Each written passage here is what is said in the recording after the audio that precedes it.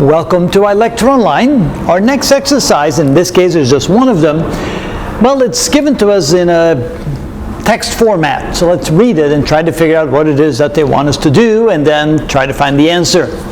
It says here that the length of a chord of a circle is 24 and its distance from the center is 5. Find the length of the diameter of the circle.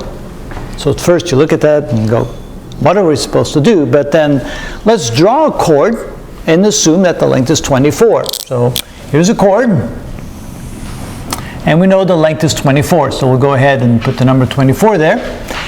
And then they tell us that the chord is at a distance of 5 from the center. So if we draw a line perpendicular from the chord to the center, then we can assume that this distance here is 5. Now I have an idea.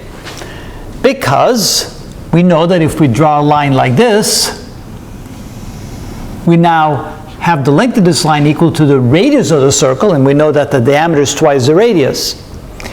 So if the chord is 24 and this line here is 5, this line then divides the chord into 2. So in other words, we can make this 12 and 12. So together they add up to 24. So now we have a triangle with a right angle.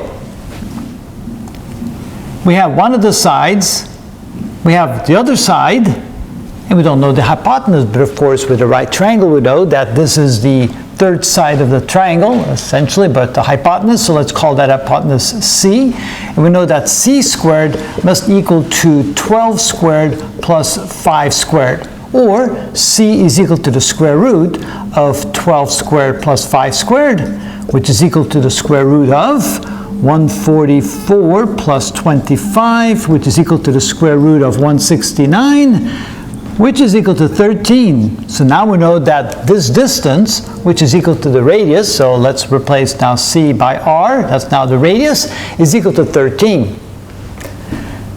And we know that the diameter is twice the radius. We know that the diameter is equal to 2 times the radius, which is 2 times 13, so therefore the diameter must be equal to 26. And that is how it's done.